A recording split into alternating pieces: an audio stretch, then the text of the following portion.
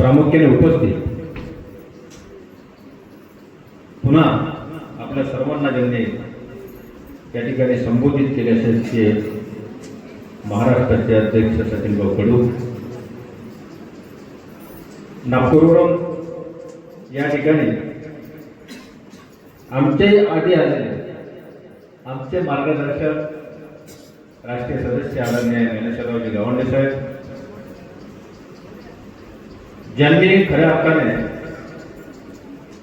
हा कार्यक्रम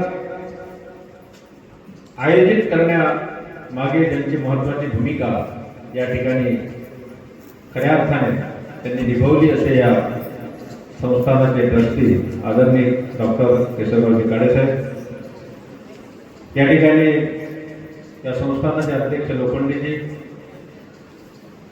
या ठिकाणी आमच्या अमरावती जिल्ह्याच्या जिल्हाध्यक्ष आदरणीय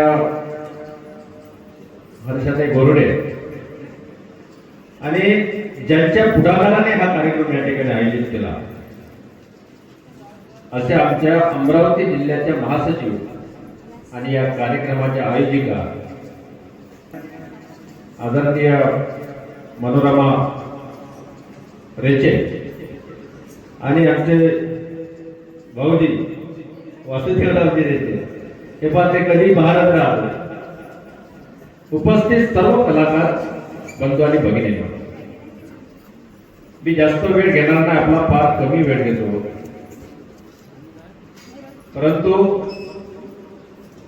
माझ्या जे काही मी बोलेन तेव्हा मात्र तुम्ही बोलायचं नाही हे नक्की या ठिकाणी सांगतो.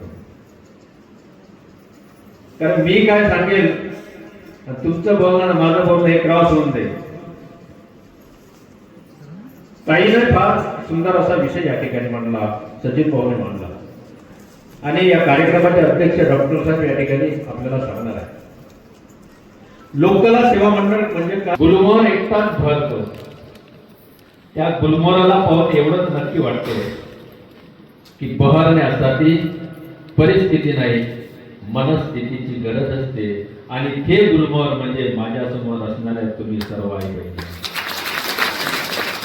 काय एवढ्या रखरखत्या उन्हाळ्यात आपण या ठिकाणी इथे आल्या, याबद्दल सर्वांचे लोककला सेवा मंडळाकडून मी सर्वांचे हार्दिक अभिनंदन आणि सर्वांचे आभार या ठिकाणी.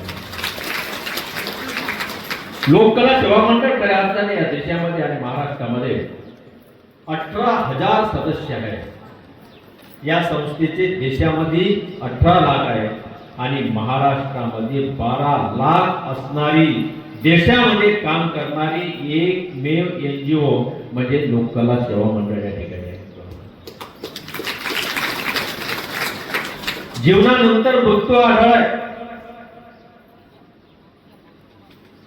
मी असं म्हणत नाही सर्वच काही पैसा आहे जीवनात. एक फकीर जन्माला येते आणि जेव्हा त्याचे डोळे मिटते तर करोडो लोकांच्या मनामध्ये तो जागा निर्माण करून जाते. एक उद्योगपती जन्माला येते, त्याचे डोळे मिटते, घराच्या बाजूला त्याला कोणी ओळखत नाही. आता मला एवढा सांगा, श्रीमंत फकीर झाला की उद्योगपती झाला? कोण झाला? कोण झाला सांगा नाही? फकीर झाला. मी प्रश्न यासाठी विचारतो की मी मास्तर माणूस आहे आणि मला सवय आहे प्रश्न विचारायची, लक्षात ठेवा. पण खऱ्या अर्थाने या देशामध्ये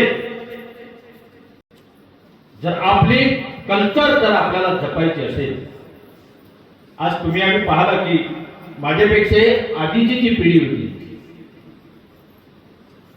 त्या पिढीला जे आज आहे त्या काळात त्या पिढीने जे अनुभवलं, आज ती पिढी जे अनुभवते याच्यामध्ये फार मोठा फरक आहे.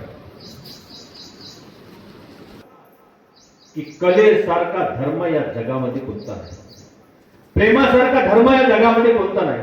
आणि म्हणून साने गुरुजी जे सांगितलं की खरा तो एकच धर्म जगाला प्रेम अर्थावा. प्रेमासारखा धर्म नाही, कलेसारखा धर्म नाही. आणि आज जे जे धर्म जे आधी तुमचं नाव ठरलं होतं का? तुमची जात ठरली होती का? तुमचा पंथ ठरला होता का? तुमचा देश ठरला होता का? हे सर्व जन्मानंतर ठरलं. म्हणून तुम्हाला सांगतो की कलेसारखा कोणतं नाही. कलेला जात नाही, धर्म नाही, पंथ नाही. मानवता, माणुसकी हा सर्वात मोठा जात आणि धर्म आहे. आणि म्हणून याच विचारधारेवर आपण खऱ्या अर्थाने काम केलं पाहिजे.